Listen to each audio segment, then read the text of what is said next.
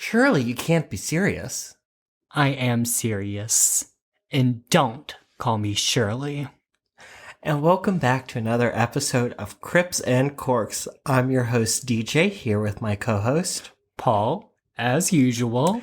I have a bone to pick with you. Okay, what is it? What's going down? Ever since you encouraged me to watch Sam and Colby, every time we start the episode, I want to go, hey, what's up, guys? Oh my gosh. And I'm like, why can't I start it that way? And I'm like, that's Sam and Colby, because they start every single episode with that. And that's kind of all too bro-y for us. More... Hey, so what's up, guys? Yo, what's up, bro? Let's get into the haunted house. I hope they never see that. They're gonna cancel me. Yeah, especially since you desperately want to date Colby. Honestly, oh my god, the things I would do for that man, and the tattoos, and oh my gosh. Like, I know I would have had a crush on him in high school because... Oh, for sure. Oh my gosh, I had Me such too. a thing for, like, scene and, like, goth guy. Oh my gosh, it would have been problematic. But, see, I was so preppy. I dressed so preppy in high school. None of them were interested. None of them would talk to me, like... I think it's because you wore scarves. I did wear a lot of scarves. There was a time in high school I owned every scarf from American Eagle. Like, it was a very real thing. Like, don't make fun of me. No, I was like, I remember I went through Scarface, but my thing was I wasn't brave enough to commit. Mm-hmm. So I had the scarves and I never wore them. Oh, I committed to a T. There was, like, a point in high school, too, where, like, I would carry this knockoff purse that I got from New York around high school. Like, I was that gay kid in school. Like, I'm surprised I didn't get bullied more, because I'm from the middle of nowhere where everyone's conservative and stuff. But I was out. I was proud. I had my purse. I had my scarves. Like, I was ready. Y'all were just lucky I wasn't in a full face of makeup. Can I say something? And I say it with love. Yeah. This might be why bottoms don't take you serious when you say I'm a top. Probably, honestly. I give off such, like, bottom energy, but, like, I tell myself it's just soft top energy. It's fine. But, you know, I have no problem. Well, actually, I can't even say I have no problem getting people, because, like... When the face says bottom, but downstairs says top. Right. I mean, listen to me. Y'all need to go out and get yourself a blue-eyed soft top. We're the best, okay? And if you're looking for that, just slide into my DMs. I'm here. I am free. I am open. Well, actually, I'm open for now. My DMs are open for another couple months. Cuffing season is upon us, and we are ready for it, okay? Taking boyfriend applications. You know what? We need someone to bring home for the holidays. It's that time of the year. I'm going to be so upset if I open our email and it's just full of a bunch of boyfriend applications. Right? Not even like paranormal stories. It's just boyfriend applications for us. I'm not even going to forward them to you. I'm just going to delete them. Oh my god, you're gonna stand in between me and the love of my life, DJ? Wow. Do you really think the love of your life is going to email our work email? Probably not, but you know, it'd be a funny story to tell a kid. It would be a funny story. It's better than saying we met on Grindr. I have always told myself that if I ever met somebody through Grindr, that the story would be that we met through a mutual friend. Mm-hmm. And just leave out that the mutual friends is Grindr. See, gay people know what you're talking about, though. Well, no, okay, sure, mutual friends. All right, we see you. See, gay people would be like, you met at a threesome? Very that. Oh, so y'all met at the bathhouse. No. Oh my gosh. So... I'm a good girl. I'm a very good girl. I'm a hot girl. I do hot shit and spend his income on my outfit. No! I'm a star! Please, I'm a star! I don't know that reference, but mine... From Pearl. Pearl? What's Pearl? It's a scary movie. Oh, I've never seen it. It just came out. I'll have to give it a watch. Not me knowing the scary reference and you not. Right, because usually I'm the paranormal, not paranormal, just horror movie in general person. I love horror movies. You like horror movies, but I like spook. Yeah, that's very true. It is a see-through label. So I got so fascinated by the label on the wine bottle. It's fine. It's fine. Speaking of the wine bottle, should we get into today's? Yeah. Yes. So, our paranormal pairing for today is a Bramble Berry from Hazlitt, 1852 Vineyards. Brambleberry is a semi-sweet wine infusing locally grown grapes with the luscious natural flavors of red and black raspberries. Best served chill, it's a great accompaniment to chocolate fondue or on its own as a great wine spritzer with a splash of club soda and ice.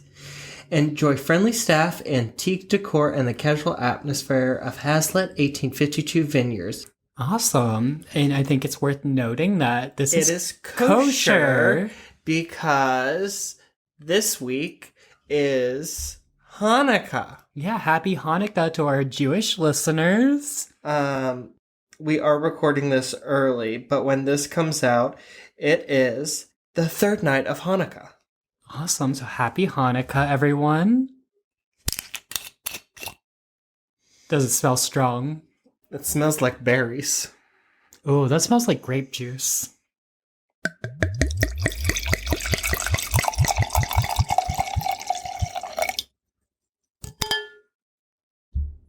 Awesome.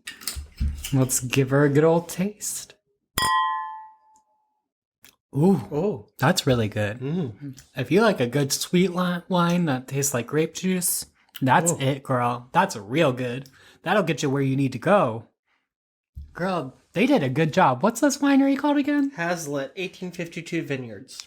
Oh, they did a good job on this wine. I like this one. This is the first one I've liked in a few weeks because we had that mead a while back. Sorry about the mead. No, this one, I like this one and I would definitely get this one again. This is the first one I've liked in a bit. Well, I've liked them, but this is the one I've liked the most in a bit. I like the French wine from Beast of Gévaudan. Mm-hmm. But I think so far my favorite has been Apothecaferno from Amityville. That was a really good wine. We finished that off in one night. Right. I mean, I would finish this wine off in one night, honestly. It doesn't taste like you're drinking. Very good. Yeah. Before we go on, because this being a kosher wine and them mentioning, like, it makes a great spritz. Mm-hmm. It reminded me of a story. I used to work with a woman and she was Jewish. Mm-hmm. And we're friends, and she was telling me about when she was younger and her family did all the holidays by the book, and you had to get the kosher wine and everything for the holidays. And she said that they would always get a not very good one. It was bitter, she said. Mm-hmm. And the one day, she married a Southern Baptist. Mm-hmm. And so they would celebrate Hanukkah and they would celebrate Christmas. And when she was recently married, her mother came over for Hanukkah. And she looked at her mother and she said, I figured out how to enjoy drinking the wine. Her mother said, how? And she said, I add club soda and I make it a spritz. And her mother went, tuh. And it was like, shame on you. Make me one. Oh my gosh. That sounds good though. I would definitely try a wine like spritzer. Isn't that basically what kind of like what some of the White Claw beverages are and some of the more kind of like a wine spritzer is like wine with like tonic water, soda water to make it like fizzy and dilute it. Mm-hmm. But like the spritzer's like a White Claw spritzer, like it's more. No, that's more of a vodka beverage. I feel like a malt. Like a White Claw's a malt. Mm-hmm. And like, I'm trying to think of like the spritzers. Like, you see the Bud Light spritzers?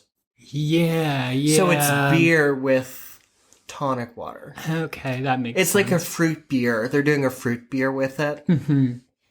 I'm going to have to get up in that wine spritzer gig. I'm here for it. We're still in the new studio. Because it's still the same week that for us. My uncle did drink vodka club soda, and he only died 9 months ago. Do you want me to see if I can find some club soda?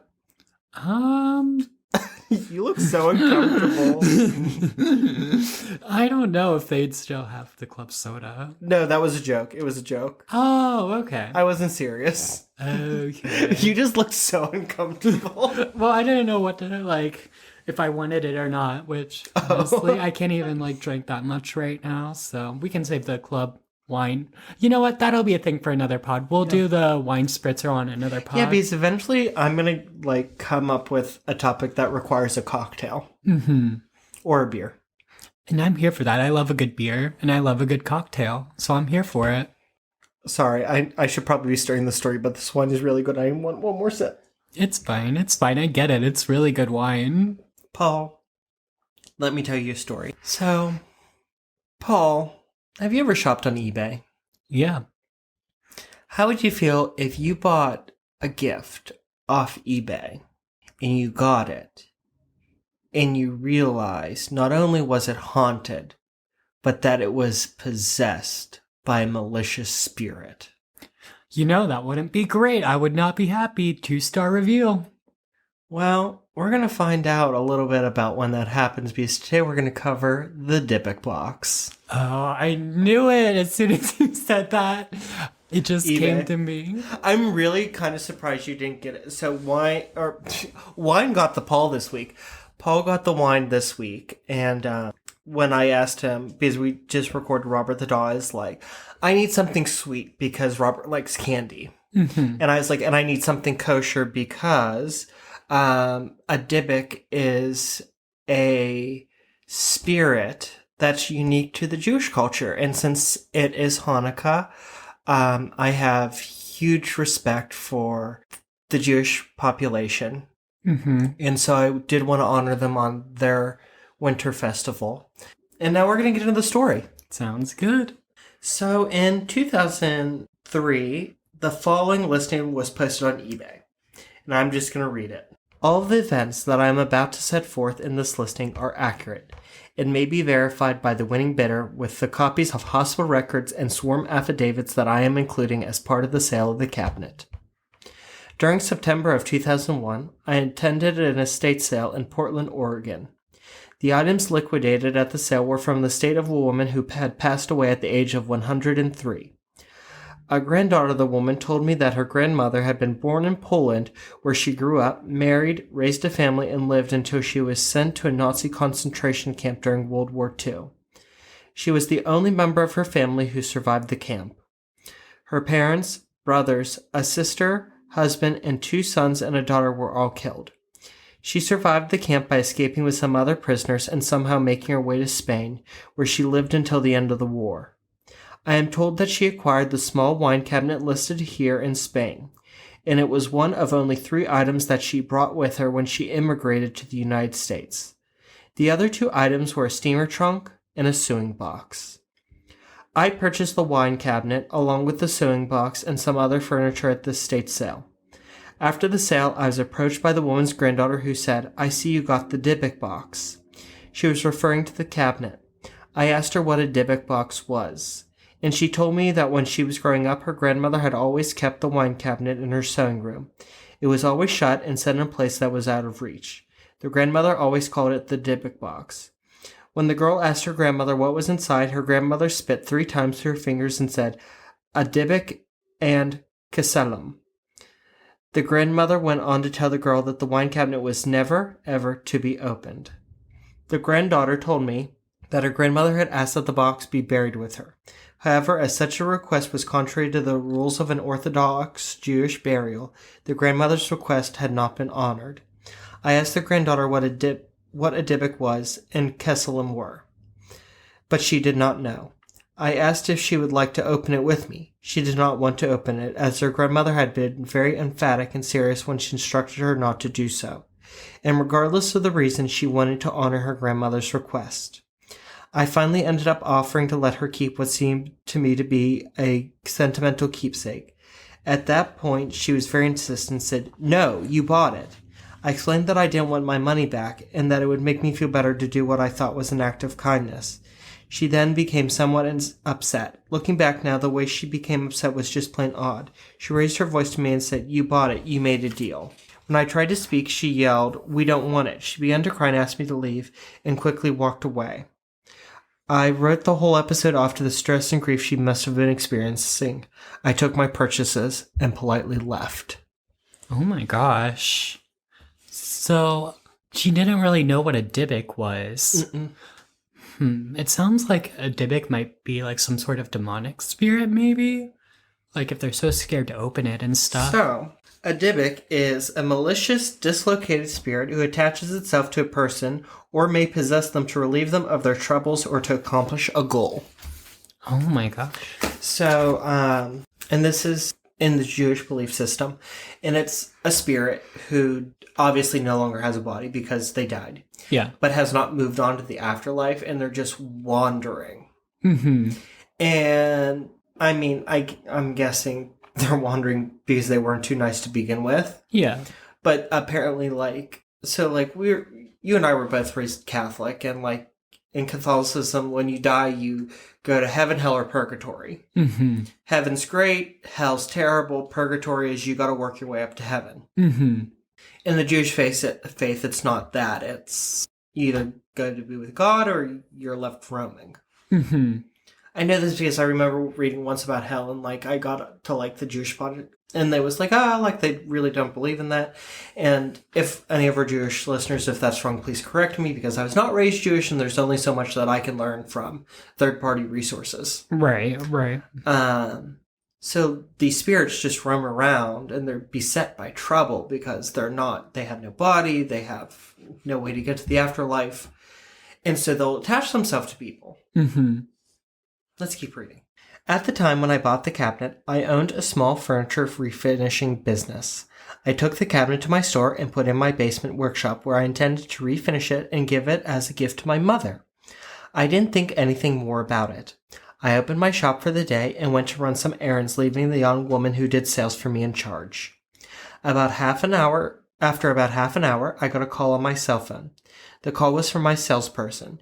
She was absolutely hysterical and screaming that someone was in my workshop breaking glass and swearing.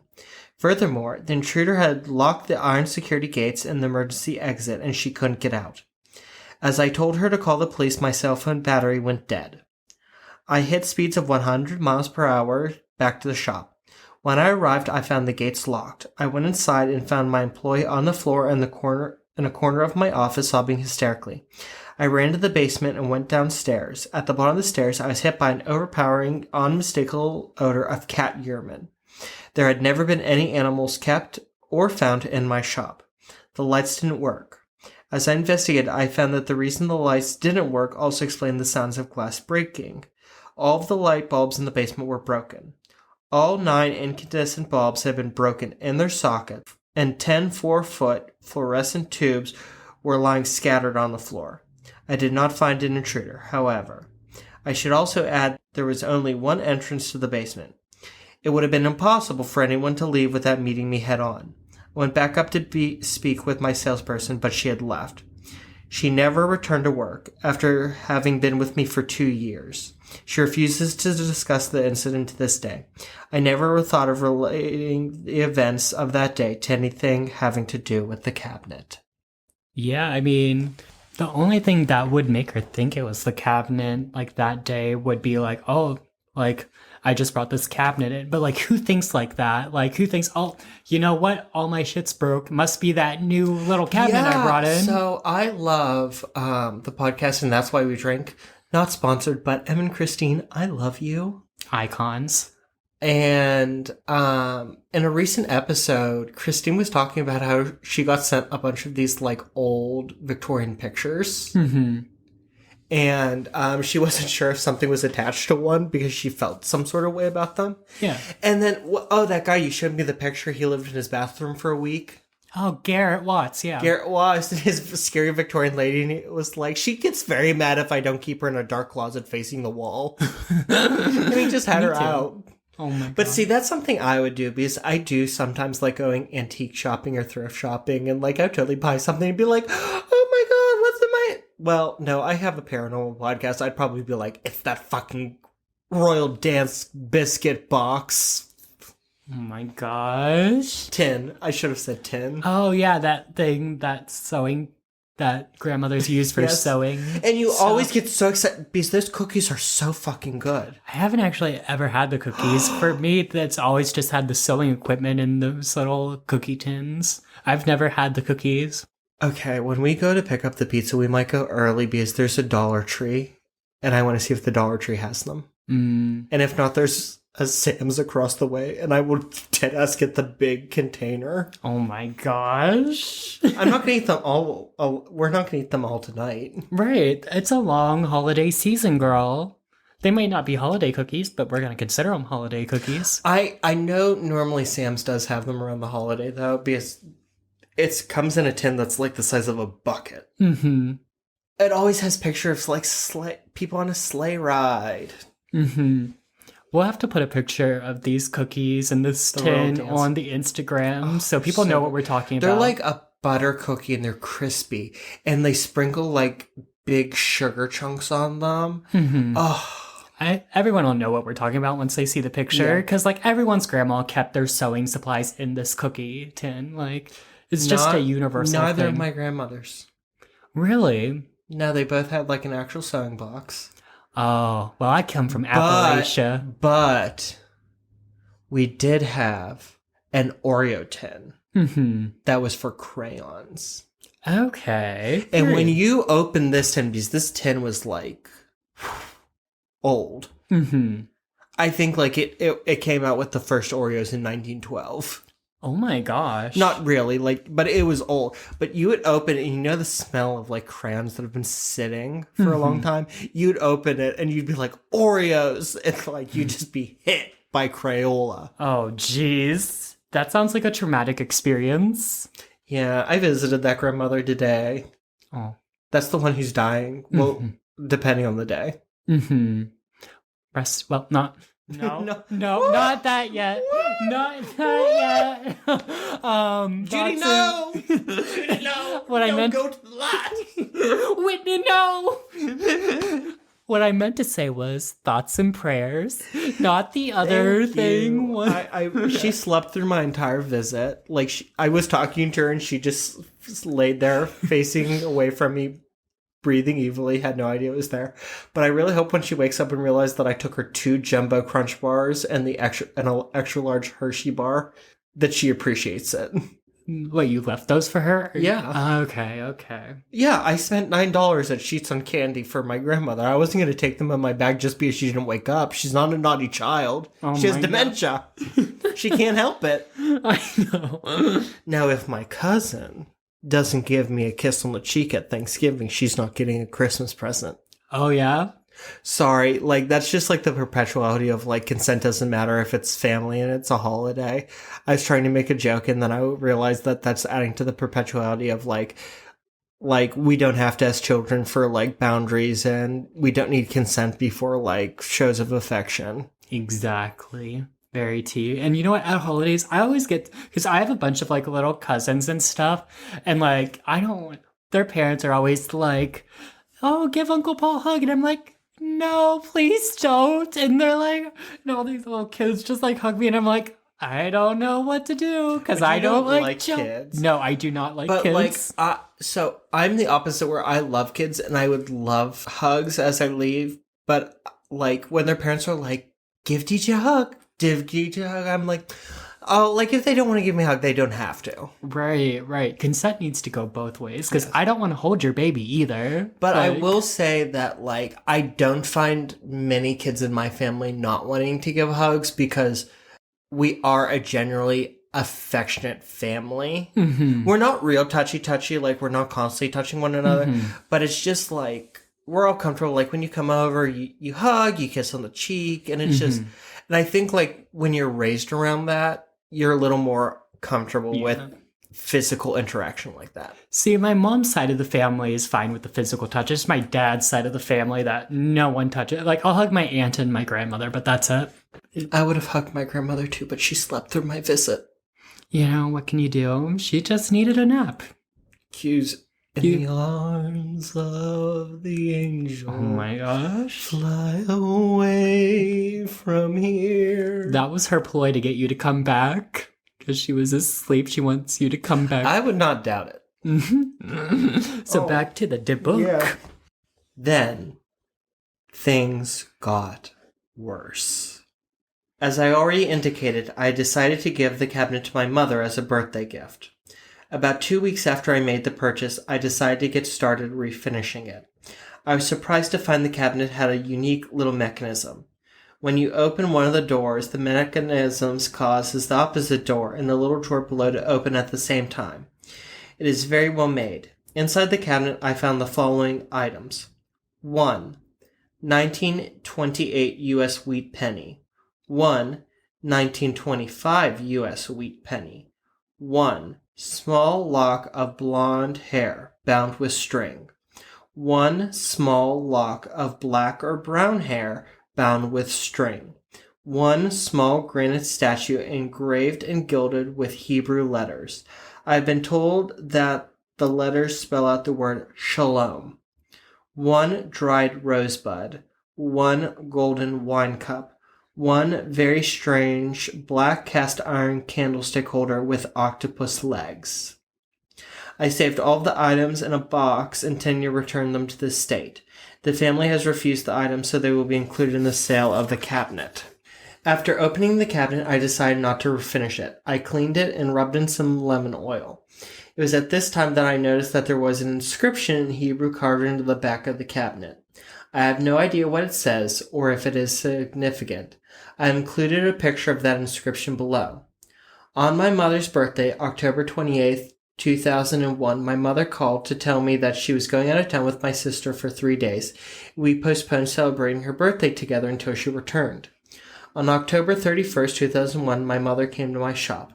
We were going to have lunch together, but before we were going to leave, I gave her the wine cabinet. She seemed to like it. While she examined it, I went to make a phone call. I hadn't been out of sight more than 5 minutes when one of my employees came running into my office saying there was something wrong with my mom. When I went back to see what the matter was, I found my mom sitting in a chair beside the cabinet. Her face had no expression, but tears were streaming down her cheeks. No matter how I tried to get her to respond, she would not. She could not. It turns out that my mother had suffered a stroke. She was taken to the hospital by ambulance. She ended up suffering partial paralysis and losing her ability to speak and form words. She has since regained the ability to speak. She could understand things being said to her and could respond by pointing to letters of the alphabet to spell out words she wanted to say. When I asked her the following day how she was doing, she teared up and spelled out the words N-O-G-I-F-T.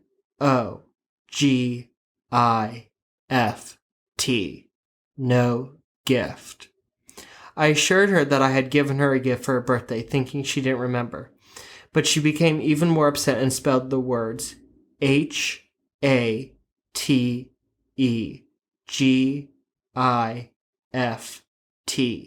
Hate gift. Damn. I laughed and told her not to worry. I told her I was sorry she didn't like the cabinet and that I would get her anything she wanted if she'd promised to get well soon. Dang, I'd feel so sick if my mom came at me with like, I hate your gift. Like, I get why she's saying it, because there's a demon in the box, and the demon probably made her have the stroke, but dang, I would still feel so bad. I'd be like, damn, mom.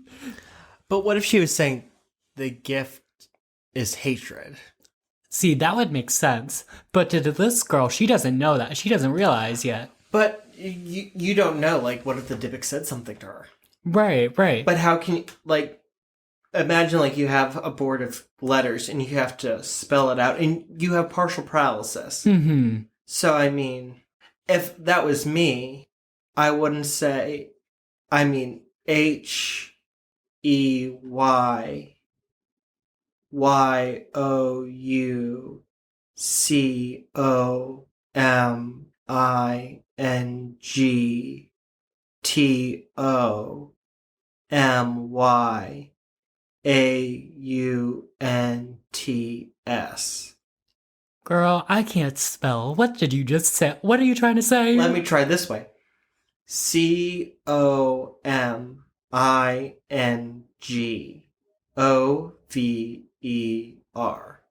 Well, I definitely know coming. What was the second word?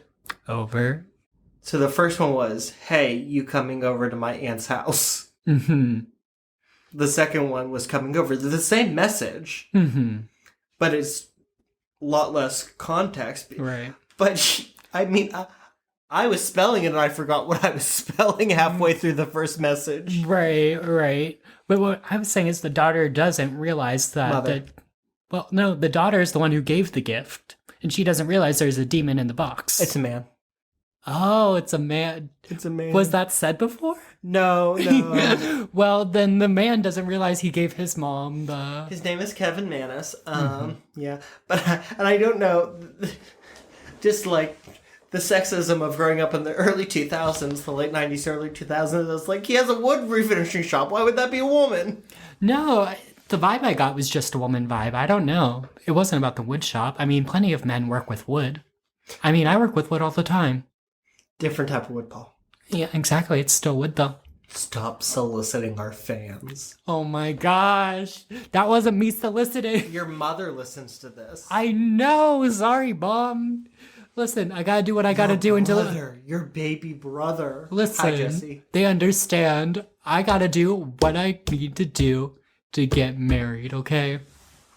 I gotta trick some poor fellow into falling in love with me. Okay, we're gonna move on. I'll try to make this short now. I gave the cabinet to my sister. She kept it for a week, then gave it back. She complained that she couldn't get the doors to stay closed, and they kept coming open. There are no springs in the door mechanism, and I have never found that the doors come open. I gave it to my brother and his wife, who kept it for 3 days, and then gave it back. My brother said it smelled like jasmine flowers, while his wife insisted that it put out an odor of cat urine. I gave it to my girlfriend, who asked me to sell it for her after only 2 days. I sold it the same day to a nice middle-aged couple. 3 days later, when I came to open the shop for the day, I found the cabinet sitting at the front doors with a note that read, "This has a bad darkness." I had no idea what that meant. Anyway, I ended up taking it home. Oh no. Don't take it home. He took it home. Oh my gosh. See, that's like me at the bar. Don't take it home. Never take it home, because it never ends well. It's like when you go to hot mass and you say, "I'm not going upstairs. I'm not going upstairs." And then you get a few of those really strong rum and cokes. And then you think jacuzzi. Honestly, though, that's a whole mood. Bro, get a few rum and cokes in me and I'll do just about anything. Because rum and coke, I love me some rum and coke. Trust and believe. But I gotta start switching to that vodka seltzer water or whatever. Just because, like, save the calories. Vodka tonic. Yeah, exactly. Vodka tonic so I can save the calories. But I just need that extra dose of caffeine sometimes from the coke. Hey, you could do Diet Coke. That's no calories. That's true, but if I do Diet Coke, I'm gonna do a Diet Coke vodka, do a Swiftie. Well, yeah, that's what I drink. Right, I love a good Swiftie. Then, things got worse. Since the day I brought it home, I began having a strange recurring nightmare. Every time I have the horrible dream, it goes something like this. I find myself walking with a friend, usually someone I know well and trust at some point in the dream. I find myself looking into the eyes of the person that I am with. It is then that I realize that there is something different, something evil looking back at me. At that point in my dream, the person I am with changes into what can only be described as the most gruesome, demonic-looking hag that I have ever seen. This hag proceeds then to beat the living tar out of me. I have awakened numerous times to find bruises and marks on myself where I have been hit by the old woman during the previous night. Still, I never related the nightmares to the cabinet, nor do I think I ever would have. I'm going to pause here.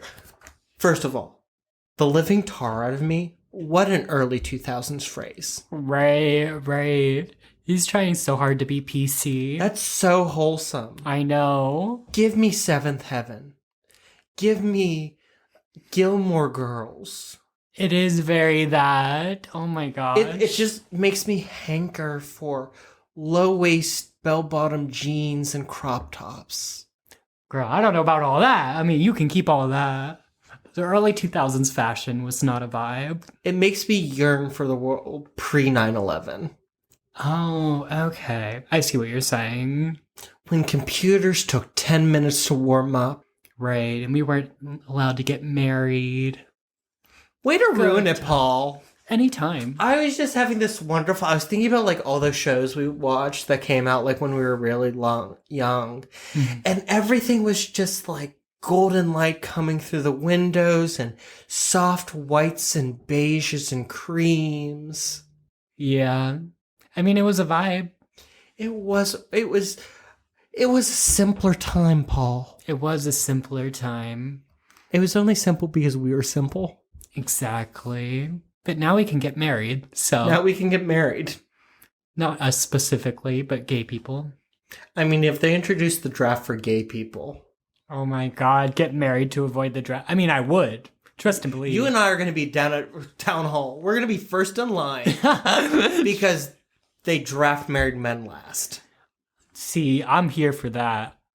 I'm not going to... Could you imagine me in the war? That would be the saddest thing ever. Like, if the draft gets to where you have to put me in a war, girl, you got bigger problems. Now, I will say, I don't foresee them ever reinstating the draft. Mm-hmm. But second of all, I think we both have underlying conditions that prevent us from going to war. Yeah, mine's being a stupid bitch.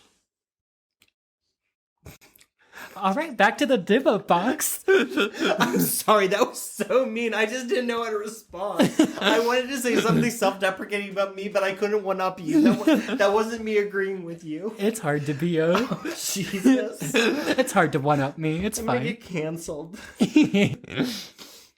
I need another sip of wine. Please hold. Tick tock, tick tock, tick tock on the clock. About a month ago, however, my sister and my brother and his wife came over to my house and spent the night. The following morning during breakfast, my sister complained that she had a horrible nightmare. She said that she recalled having had it a couple times before and went on to describe my nightmare exactly to the last detail. My brother and his wife froze as they listened, and then chimed in that they'd both had the exact same dreams during the night as well. The hair was standing up on the back of my neck, and still is. As we talked, it became clear that the common denominator was that each of us had had the nightmare during the times that the cabinet was in our respective homes. I called my girlfriend and asked if she could recall having any nightmares recently. She described the same nightmare, same hag, everything. When I asked her if she remembered the date, my Dybbuk was releasing. When she had the nightmare, she said she did not. Then I asked if it happened the night before she gave me the cabinet back to sell for her. She said, yeah. Hey, how did you know that? Now, since my family discussion, it seems that all hell is breaking loose. For a week afterward, I started seeing what I can only describe as shadow things in my peripheral vision. In fact, numerous visitors to my house have claimed that they have seen these shadow things. I put the cabinet in an outside storage unit and was awakened when the smoke alarm in the unit went off in the middle of the night. When I went to see what was burning, I opened the door and didn't see any smoke. However, I did get hit with the smell of cat urine. When I went back inside, the smell was there in my house. I do not own a cat, and I never have. Spooky. I went back outside and grabbed the cabinet. I brought it back inside and tried to research it on the internet. While I was surfing the net, I fell asleep and once again had the same freaking nightmare. I woke up at around 4:30 a.m. when it felt and smelled like someone was breathing on my neck, to find that my house now smelled like jasmine flowers, and just in time to see a huge shadow thing go loping down the hall away from me. Ooh, that's spooky. I would destroy this thing in a second, except I really don't have any understanding of what I may or may not be dealing with. I'm afraid, and I do mean afraid, that if I destroy the cabinet, whatever it is that seems to have come with the cabinet may just stay here with me. I have been told that there are people who shop on eBay that understand these kinds of things, and specifically look for these kinds of items. If you're one of these people, please buy this cabinet and do whatever you do with a thing like this. Help me. Oh my god. You can see I have no reserve price or minimum bid. If I can make things any easier, let me know, and we'll do anything within my abilities. Girl, she's really trying to get rid of this box. One more note. On the same day my mom had her stroke, the lease to my store was summarily terminated without cause. The measures are 12 7.5 inches by 7.5 inches by 16.25 inches. All of the items that I originally found inside the cabinet are included in the sale and will be delivered with the cabinet. Girl, it's good she put the items back in. You don't want to keep... Kevin. Sorry, I don't know why I keep, saying she. But it's good he put the items back in the box, because, if he kept those items, the hauntings might have continued. I mean, they probably would have continued. So that was all in the original post. Mm-hmm. A couple days later, on June 12th of 2003, the seller added the following information. There is no way that I can respond to all of the emails I've received since I put this thing online. I'll try now to update and answer the most common questions I've been receiving. 1. No, I am not religious. 2. No, I do not wish to have or participate in any sort of exorcism or case study or photo sessions at my home. 3. No, I will not sell any of the individual pieces which were originally found separate from the original pieces and the cabinet. 4. No, I do not speak Hebrew, nor do I know what the mean Kesalim means. I don't know that the word is even a Hebrew word. 5. At the end of the auction, I have decided to take an opportunity to speak with the winning bidder for 2 reasons. A. To make sure that the winning bidder is a serious adult who's employed some valid reasoning skills in making the decision to accept whatever this is. I will not be judgmental. Do whatever you want or need after the sale. B. To offer full details of the events that have transpired. After I've carried out those responsibilities and upon payment, I will have the cabinet and its contents delivered by U.S. mail, FedEx, or UPS to the winning bidder. At that point, I will have no further involvement with the matter in any way, shape, or form, period. 6. To all of you who have offered to pray, I may not be religious, but I am certainly open to the possibilities, no matter what your religion might be. Thank you. I do appreciate that he wanted to, at least meet the person who he is going to give it to and, make sure they're, they know what they're getting into. And he wasn't just trying to randomly, sell it and pawn it off on someone. Because he could have easily done that and just be put it back on eBay, be $5, blah, blah, blah. Yeah, totally. So, the auction was won by a Missouri student. Well, student, that's a red flag. The student claimed it did terrible things to him, and he relisted it for sale. Well, are you surprised? It was then purchased by Jason Haxton, a teacher of that student's roommate. It is at this point that the Dybbuk Box goes viral. Right.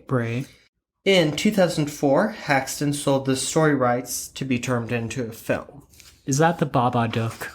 No. I thought the Babadook was kind of loosely based on the Dybbuk. No. I don't know. I think I'm right. I think the Babadook. No, the Babadook is based on gay people not being accepted by the wider culture of heteronormativity. Well, fine. Excuse me. Mr. Babadook is a gay icon. And every time people don't understand that, I'm Babashook. Oh my god. And now I will be going home.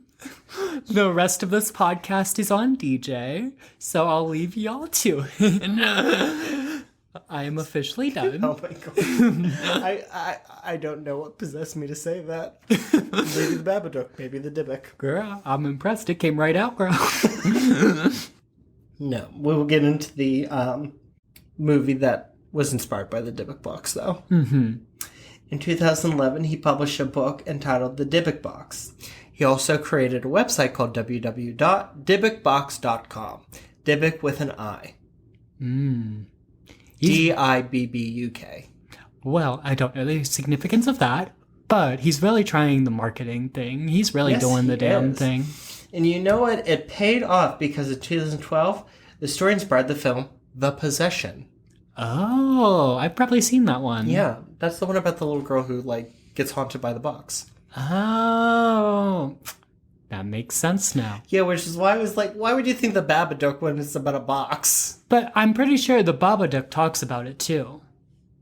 I don't know. I've never actually seen the Babadook. See, you're telling me I'm wrong and you haven't even seen it. I know, you're Babashook.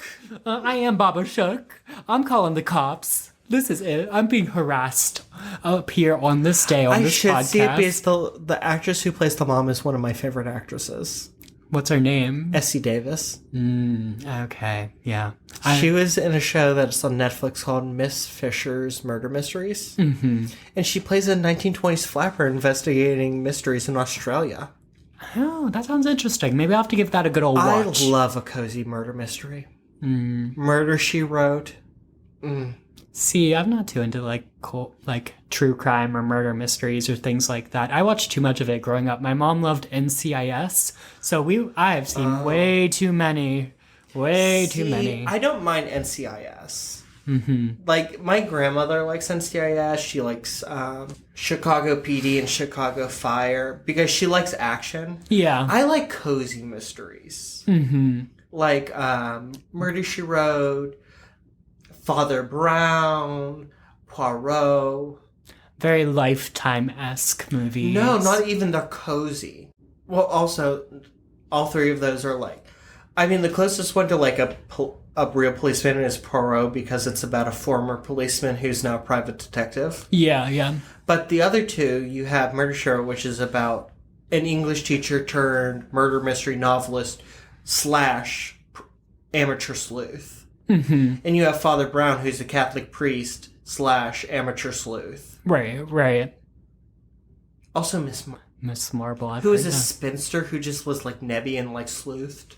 Okay, same mood. But like, I just love them for like how cozy they are. Okay, I got you. See, you just like cozy things in general. I do like cozy things in general. It's like, I'm not necessarily like enthralled by the murder, but like... I just love cozy. I get it. Cozy. I do like the Gilmore Girls, honestly. Gilmore Girls is very cozy. Yes. It's such a good, like, feel-good show. And it's not a murder mystery because it's only near murder. Because between Rory and Lorelai and Emily, they're constantly on the verge of murdering one another. Oh, yes. But we love it. We love the hijinks, the banter, the scam. Not the scams, but, you know. Emily's my favorite character. You know, I see that for you. My favorite... Lorelai and Rory are both a little problematic. Well, honestly, if we were in the show, you would be Emily and I would be Lorelai, or the daughter. I forget her name. Rory. Because her name's Lorelai too, so her nickname's Rory. Yeah. Oh my gosh! Wow, full circle. Did you know I did not realize that until I was about 23 years old? That Rory was short for Lorelai. Well, I literally didn't watch this show until I was 26, so... Okay. We're nearly even. And in 2016, Haxton donated it to Zach Bagans' Haunted Museum in Las Vegas. Yeah, and it's funny you bring that up. I just watched a Sam and Colby episode where they did his museum, and they were messing with the Dybbuk Box, and apparently Zach Bagans opened the Dybbuk Box, and he's the only one in the world right now who's opened it. So maybe Zach Bagans cursed amongst all the other things he's done that would curse him. Really? You watched that episode? Yeah. That's fascinating. I had no idea. As I sat on the couch next to you and watched it with you. Oh, you were there too? Yeah, that was last Saturday. See, I watch these episodes by myself too, so I forget which Remember they were talking about Peggy the doll, and like I accidentally looked her in the eye. Oh, yeah. And then I was like... And remember, I was like, my chest kind of hurts, and I can't tell if it's because we're drinking red wine and I ate pizza, or if she's cursing me. And you went, you're fine, it's heartburn. Oh my gosh, I can't believe I forgot that you were there too. I was there. But I think I watched a lot of their episodes like by myself, so I forget like which ones I see by myself and which ones I see with other people. This also means that I spend too much time in your house that you can't distinguish me from the furniture anymore. Oh my god. You're just so used to me being there, you don't even notice. It's not even that. The next time you're in the office, I'm gonna like make it so that I'm in your house before you. Oh my god, the way. Which isn't hard because you take public transit and I have a car. That's very true. I'm just gonna sit there, I'm gonna see how long it takes you to notice I'm sitting in there. Well, you have to like not tell me, because like if I'm expecting you to be there. Yes, Paul, I'm gonna like text you like I'm on my way to surprise you.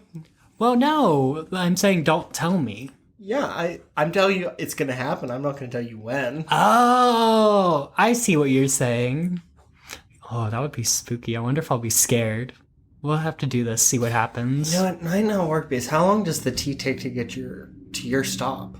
It takes like 20, 30 minutes, maybe 40. Because it takes me about 30 minutes to get to your house. Yeah, from your where you're currently living. Yes. You can say it. I live with my grandparents. Just don't say the address. No, I won't. Baggins still displays the Dybbuk Box in his haunted museum. It is kept in a glass container with Hebrew prayers on it surrounded by salt to try and keep whatever's in it in. Mm-hmm. It is claimed to be the most haunted object in the world. Wow, giving Robert the doll a run for its money. Robert was the most haunted doll. Oh, okay. There's a distinction there. There's okay. a distinction. I'll give them that. In 2018, during a tour with rapper Post Malone, Baggins removed the display case and touched the box before Malone touched him. Mm-hmm. Malone was then followed by a series of unlucky events, including a car crash and his private plane losing 2 tires. Girl, but also Post Malone. I just feel like he probably just has bad luck in general. I want to say something and it might get me canceled. I feel like Post Malone smells. I've heard that. People have literally said that. I don't know. I just look at it. Okay, also he looks like somebody I used to know who kind of smelled. No, people who have like worked around him say he like smells sometimes. Okay. Like he does kind of look dirty. Like but that's why that's why I like Machine Gun Kelly. Because it has nothing to do with the tattoos. Mm-hmm. There's just something about him where I look at him and I go, you just kind of look like you smell. You look like a little stinky little toe. He kind of does. Low key. Stand the music. We love Post Malone. You're welcome to come on the pod. We need Post Malone to come on and talk about like what was it like with the Dybbuk Box, but I'm still cackling over the fact that I go stinky little toe. Oh my gosh. I'm sorry. Sometimes I say things that only make me laugh and it's the worst. It's fine. I do the same thing. All right, Paul, are you ready for an M. Night Shyamalan twist? Yes. In 2021, Kevin Manis, the original poster, posted the following online. I am a creative writer. The Dybbuk Box is a story that I created, and the Dybbuk Box story has done exactly what I intended to do when I posted 20 years ago, which is to become an interactive horror story in real time, and recanted the entire thing. Oh my god. It's not real? I bet Zach Baggins feels real stupid. Zach Baggins. I bet some of these people, but like other people were experiencing things too. Like Samantha, like I need time to process. One Reddit post I saw said, well, could it be like a tulpa or a thought form where like so many people have focused like that it is possessed by a Dybbuk that now it is possessed by a Dybbuk? Okay, I could see that, maybe, yeah. But Zach Baggins still says he's experienced it. Mm-hmm. And so have other people before and other him. People. Most of the stories, like of people being haunted, possessed by it, come from Jason Haxton, who's written a book and a website and gotten a lot of money. Oh, see there. There it is. You gotta follow the money, kids. So it's left for us to decide. Haunted or hoax? Possessed or poppycock? I'm gonna say it probably started off not haunted, but then, like you said, the thought form, so many people put the energy into it. Maybe it did become haunted at some point.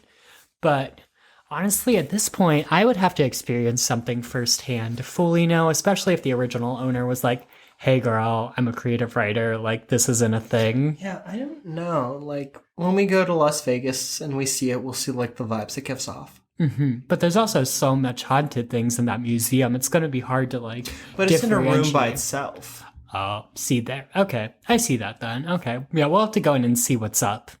For real, for real.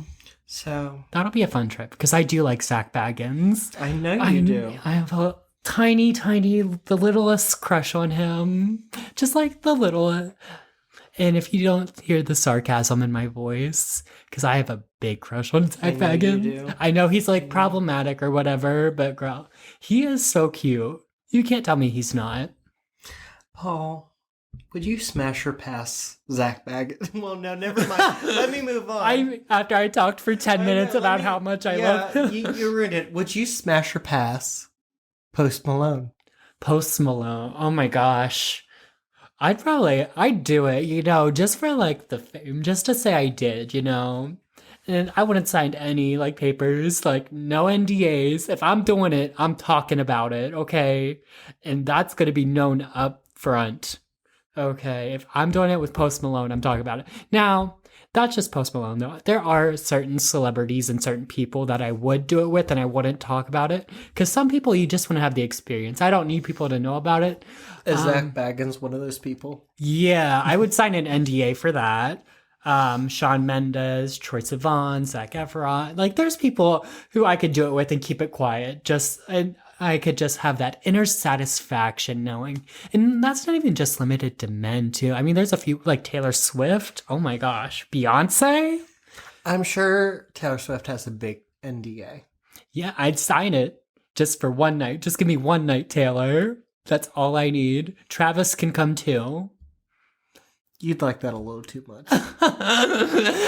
Travis isn't really my type, though. Like, honestly, I'm also very jealous of Taylor Swift living her American Girl fantasy, dating like the football player, living her all-American life, because she was with the British men for a while, and now she's back and she's living her Miss Americana fantasy, and I'm here for it. Like, she really bounced back.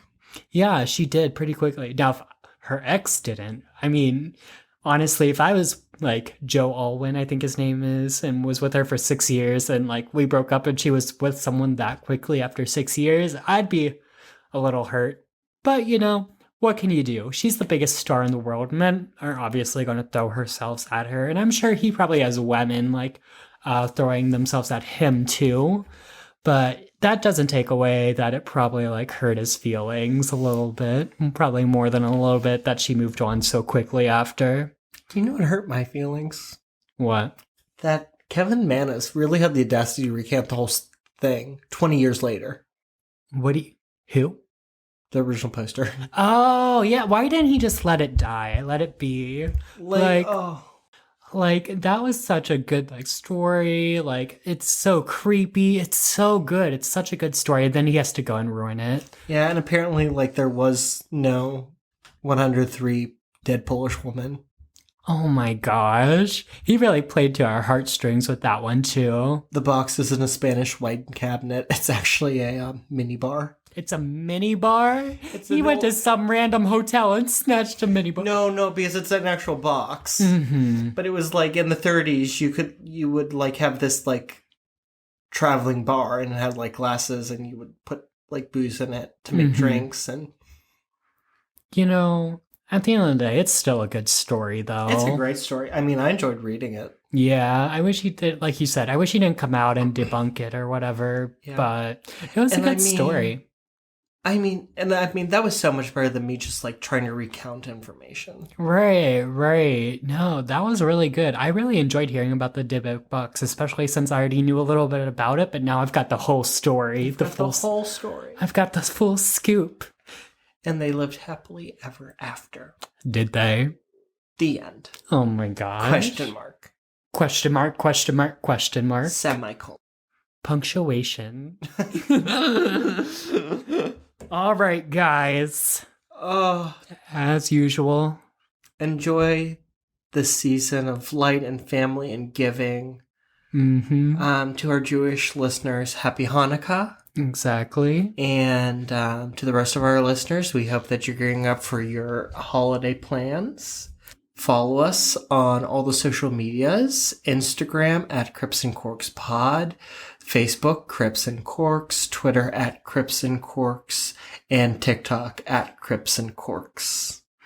Period. Follow us everywhere. We've got plenty of content coming out on all platforms. Tell your friends, tell your family who are interested in spooky things about us, and remember, keep your crypts tight.